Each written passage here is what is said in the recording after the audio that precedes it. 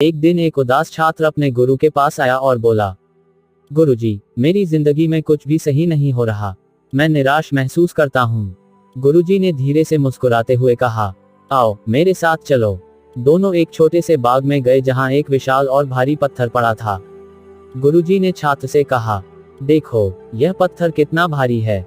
अगर तुम इसे हिलाने की कोशिश करोगे तो तुम स्वयं के साथ संघर्ष करोगे।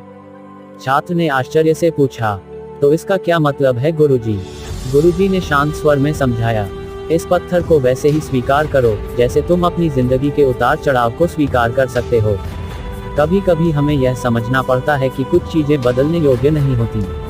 अपनी कमजोरियों, विफलताओं और निराशाओं को भी उसी अपनापन से देखो जैसा इस पत्थर को देखते हैं।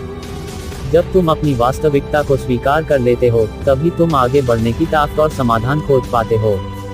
छात्र ने ध्यान से सुना और समझा कि निराशा और कठिनाइयां भी जिंदगी का एक हिस्सा हैं। उसने अपने भीतर की उद्भारीपन को स्वीकार किया, जिससे धीरे धीरे उसे अपने आप में सुधार और आगे बढ़ने की प्रेरणा मिली। सीख, जिंदगी में हर अनुभव, चाहे वह सफलता हो या असफलता, हमें कुछ न कुछ सिखाता है। अपने संघर्षों और कमजोरियों को स्वीकार करना ही आगे बढ़ने का पहला कदम है। जब हम स्वयं को जैसे हैं वैसे स्वीकार कर लेते हैं, तो हर परिस्थिति में सीख और विकास की संभावना बनी रहती है।